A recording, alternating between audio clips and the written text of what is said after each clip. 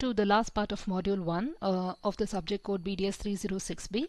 In this session, we will be discussing about dictionaries. We'll just see what are sets of frozen sets. We will see identity and membership operator, and we will discuss about mainly about time conversions, and we will see the formatting. So let's start with the dictionaries. Now dictionaries in detail, I'll give you a link in the description box. This is just an overview of what is a dictionary in Python. So basically it's an unordered collection of items where you have the items in the form of keys and value pairs. We also call it as a mapping type because every key will have an associated value with it.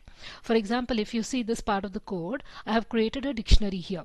Okay, so this dictionary name is PWD, and these are the items of the dictionary. So ABC is the key and the associated value of that is 123. So and it is separated by a colon. Similarly, the next item DEF is the key and the associated value is 456 separated by a colon. So if you want to search any item of a dictionary, you can do either by its key or by its value. So basically dictionary is a sequence of key value pairs with curly brackets. Just like how lists are enclosed between square brackets, tuples are enclosed within parentheses, dictionaries are enclosed within curly brackets, and it has a key and a value pair separated by a colon. And very important is the Q should be an immutable object. Okay, so and the dictionary, the characteristics of a dictionary are the key has to be unique. Okay, because when you search for any item, you cannot have a same key in the dictionary. It has to be unique. No two elements can also have same value, and the Qs are immutable. That means it cannot be changed, and the values will not have any restriction. Okay, so what are the operations you can do on a dictionary is you can create a dictionary, you can add elements to the dictionary, you can remove elements from the dictionary, and you can delete your dictionary. So just in the Jupyter notebook, I'll just show you how to create a simple dictionary. So let's say I have the name of the dictionary as PWD, open the curly brackets.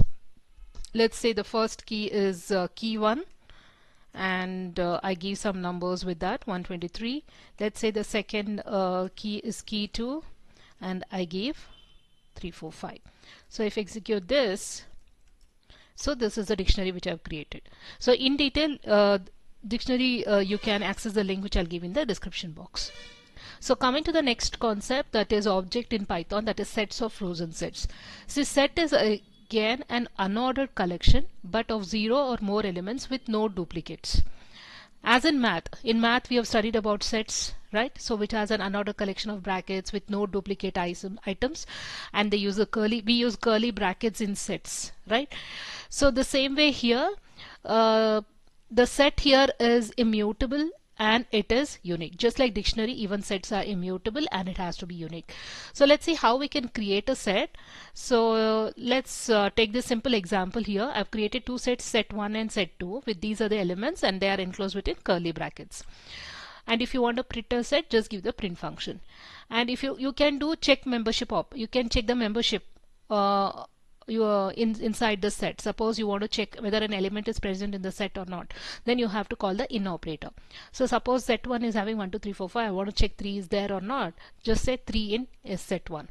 If it is present, it will return a true, otherwise it will return a false. You can also do just like how we do in in math, union of sets, intersection of sets, difference of sets. The same concept is there here.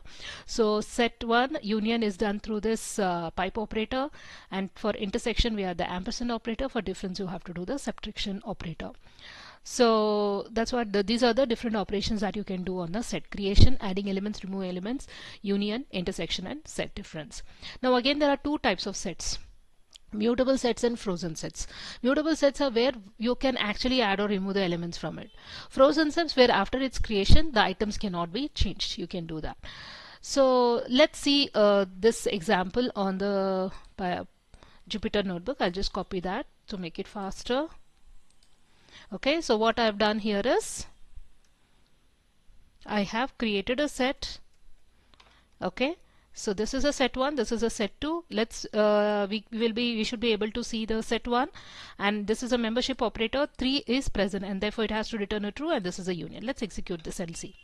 See, this is 1 2 3 4 5. This is the set 1. Okay, the first print statement. 3 is present in set 1. Yes, it's present, and therefore it's returning a false. If I use not in operator, then what happens? Let's see.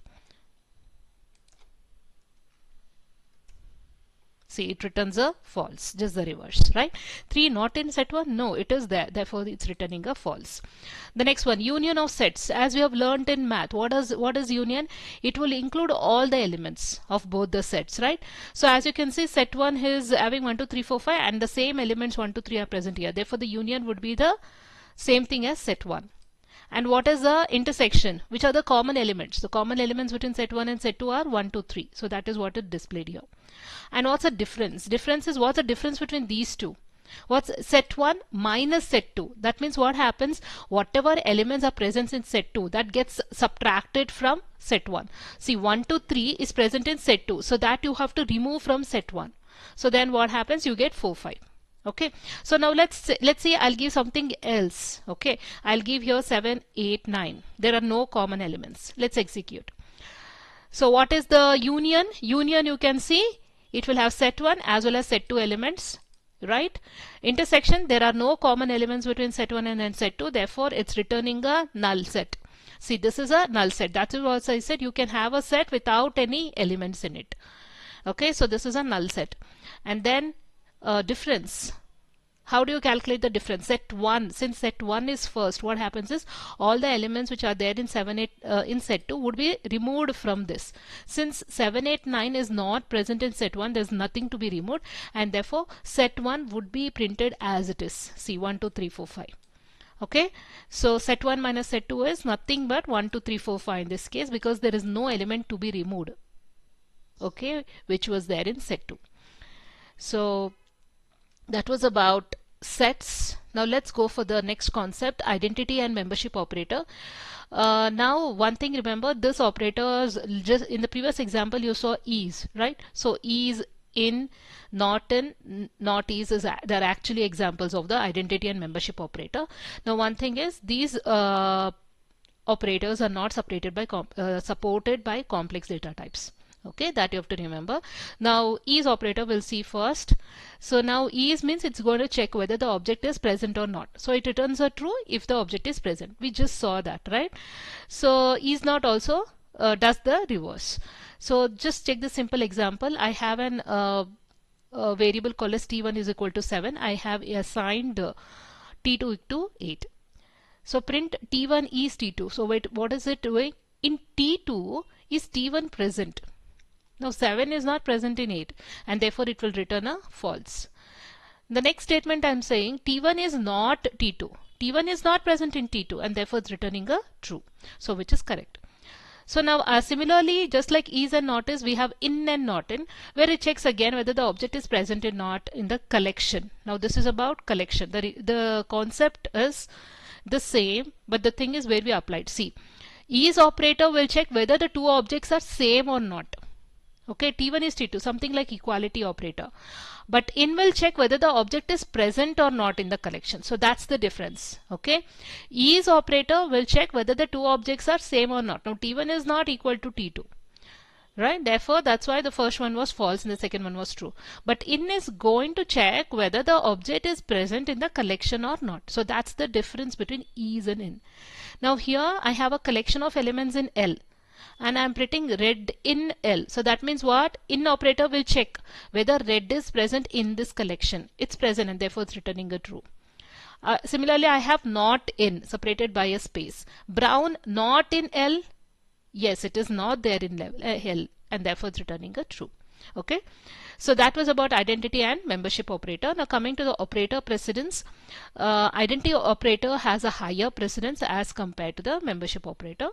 And here also, suppose you have the concept of left associativity and right associativity. So where does it come into picture? When precedence is same, right? When you have operators in your expression which have the same order of same precedence, both are of the same priority, then by default it will go for left to right, the expression will be evaluated. So that is nothing but left associativity. Now this table is actually showing the operator precedence of all the operators. In the previous session I introduced you to arithmetic operator, bitwise comparison, assignment. This session we are seeing about identity operators, membership and logical operators also we saw in the last class. So this table is actually a collection of all the operators and their precedences. So try to remember this, because if you get an expression to be calculated you will have to remember the precedence. Okay, so the lowest precedence will be logical.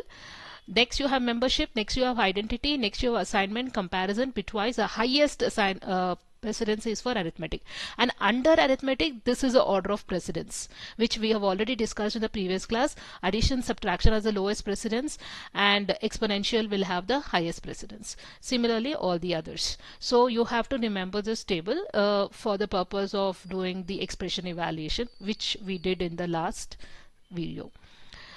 So coming to the type conversions, now there are certain limitations, right? If I give an expression like this, now it will give you an error. Why? Because hello is a string and 4 is an integer. You cannot add string to an integer directly like that. So in such cases there you have to do data conversion. Now two types are there, implicit and explicit. Implicit conversion is also called as type coercion, and explicit conversion is also called as type casting. Now what is implicit conversion? Python implicitly converts a data type during compilation or runtime. That means I am not doing any work. The Python interpreter itself will do the conversion. So suppose I give 20 plus 3.33, it will give the output as 23.33. So it is automatically converting the integer to float to preserve the fractional part. So that we call as implicit, where the system interpreter will take care of it. Explicit means we have to do, where explicit conversion means where the programmer has to can change a variable from one data type to another data type. Now when it comes to conversions, now explicit conversions, different types are there. These are some of the built-in type conversions. If you want to convert a variable to integer, so just before that you write int. So int x, or 3.4 as you can see here is a floating point number. Now I want to change it to int. Just say int of 3.4. It will give you the output as 3. It will remove the fractional part. You can round off a whole integer. If you want to round off, just make round. So when you give round before that, it will round it off to the next value, nearest value, whole, or the nearest whole number. Now if you want to convert a number to octal, that also you can do. Just write octal. So this is this integer is now converted into an octal integer. You can convert a number to hexadecimal. Just put hex. So we'll just quickly see this in the Jupyter notebook. So let's say I want to see the hexadecimal value of let's say 21. See, how do you know it's hexadecimal? It's preceded by 0x, and 21 hexadecimal value of 21 is 15. How do you convert it into, let's say 10? See, 10 is converted into octal number. It's preceded by 0 and a O. Okay. Now I want to convert a floating point number to integer. Okay. See, the fractional part has been removed. I want to round off now. Now the same, let's say a number like this. So basically it will round it off to the next whole number. See, 3.3. The nearest is 3. So if I change this part to 8, you can see it got rounded off to 4. Okay, so these are the built-in functions which are available for doing the type conversions. And we also have, so this int, string, str, list, tuple, so these are called as a factory functions, where you can, using these functions, you can create an integer, you can create a string, you can have a list, you can have a tuple. Now if you want to convert to floating point numbers, then what do? Just write float. See, I'm going to convert an integer. Integer is 8. I'm going to convert it into float. See, 8.0. Similarly, if I want to convert it into a character, right? I want to convert a number to a character. So let's say this. 97 I want to convert. Then what happens? It will return the ASCII value. What is the ASCII value of small a? 97. Similarly, I'll do 65 here. See, 65 is the ASCII value of capital A. So if I say character before the integer, it will convert integer to a string. If you want to return the ASCII code of a character, you want to see the ASCII code, then what you do is ORD, within brackets you just give D. See, it's returning the, for D this is the ASCII value. In the other sense, for small a it is 97. Okay, so ORD function also you can use to return the ASCII code of an integer. And similarly, if you give ASCII number, I will do the reverse. I will give the ASCII number, and with the ASCII number, what happens? It gets converted to a string, a character. Okay, so these are about the conversions from ASCII number to character or character to ASCII number. And similarly, you have functions also for conversion to container types. You can convert X into a tuple. You can convert X into a list. You can convert X into a set. You can also have Boolean values like this. If I say bool of 1, it will give you a true. If I give bool of 0, it gives a false. Bool of any string you give. This can be a very good MCQ question. They can ask you what is bool of, they will give you a string. Let's say test. What is the answer for this? It's true. Remember this. Bool of any string is a true, and bool of any number is also true. Okay, remember this. So complex, but just remember that complex data types cannot be converted to int or float, and any object can be converted to strings provided it's meaningful. And integer numbers also can be of any length, only it is limited by the physical memory and Python language.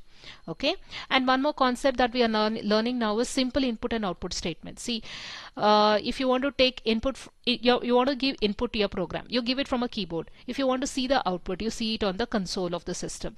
So basically for this you have input functions and print functions. We have seen in this various examples. Just a revision of this. If you want to read numbers from a keyboard, you have to give input.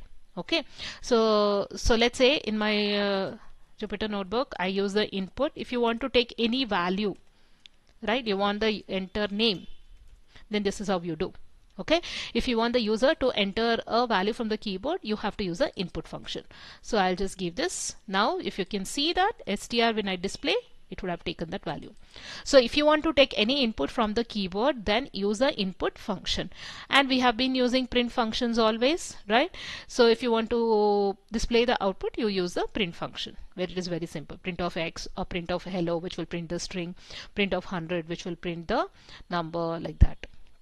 Okay, but when you are asking, for example, an input from the user, and instead of entering a number, suppose the user enters a string, then it will give you an error. Please check input it produces, there's a type check error it will give. Okay, so this is about the simple input and output statements. And when it comes to print function also, you can also have other options like separator and end. So for example, this, right, I am from India. This is, so what basically I've done is, this is one string, this is another string, this is another string, which I have separated by comma, right? So how does it display this? So let's go to the Jupyter notebook. I'll show you how it displays.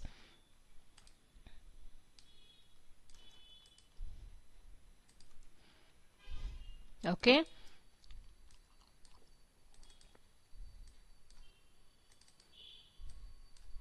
so how does it display? Here I'm giving the separator. So I have 3 strings in all the 3 of them. The only difference between all the 3 is the separator. Here I'm using comma, here I'm using colon, here I'm using plus. So this I mentioned in one of the classes. We call it as separators or delimiters. See, what happening now is, these strings are now separated by the separator which I mentioned here. In the first one, the strings are separated by comma. In the second one, they're separated by colon. The last one, they're separated by plus. So that's about separator. Okay, and if you want next line, by print statement in Python, automatically it will go to next line. Okay, even you don't have to give C++. Okay, so automatically it will go. So, and one more very important thing is formatting. You can do very good formatting using the print statements. So for example, let's see some of the built-in methods to do the formatting. So these are some of the built-in methods which is there for doing the formatting. I have created a code for this.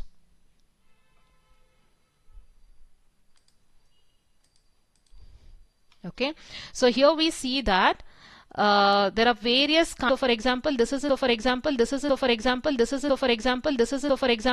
string which I want to display, right?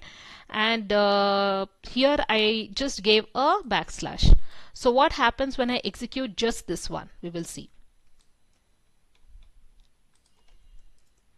See what happened. The backslash is, it is printing this in the same line. Okay, so suppose I'm giving a statement here in multiple lines, but I want the output to come in single line.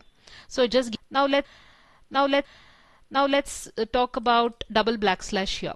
Okay, so this we call it as escape backslash. So what happens here, I've given double backslash, and see what happens here is, if you want the backslash to be displayed in your output, right? Sometimes I want to display the backslash. If I just give backslash, what happens? It will just put it in a single line and it will remove it. I don't want that to be removed. Then you give double backslash, okay? And you can see that one backslash will be introduced here, okay? Now let's see the next one, escape single quote. So what happens here is, suppose I want to print quotes, right? Then it will take, if you want that to be printed, ensure that you precede that single quote with a backslash. Only then it gets. Suppose I don't give. Okay, so let's see what happens. You can see that it's giving it as invalid syntax. Okay, suppose you want single quotes to be printed in your output, you have to give a backslash like this. Okay, so that was about the single quotes. Similarly for double quote, if you want a double quote to be printed, just before that you give a backslash, it gets printed.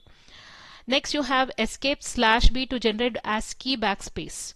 So if you want a backspace, if you see what is the backspace in your keyboards, it will delete the character on the left hand side. So if you want to delete one character on the left hand side, then you can give /b. So in hello here I have given /b. So what happens, this character L gets deleted in the output. This gets deleted. Okay, so if I give /b, it does the role of backspace. It deletes one character. So that's why you can see in hello there is one L missing, because this L got deleted. Have horizontal tab. Horizontal tab, what does it do? Like, it will give us a keyboard, it will give us a tab space. So similarly when you execute this, you can see between hello and Python I got a tab space. So /t gives backspace. And you also have form feed. Means what? It's advance towards the next page.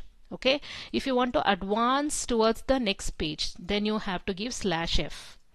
Okay, so in this case to the next page or to the next line. So in this case what happens, it goes to the next. Next you have octal notation. If you want the numbers to be displayed, right? So what you have to give, one second. Oh, I changed the script. Okay, now so if you want octal number, so you have to give your /o. Okay, let's try hexadecimal notation.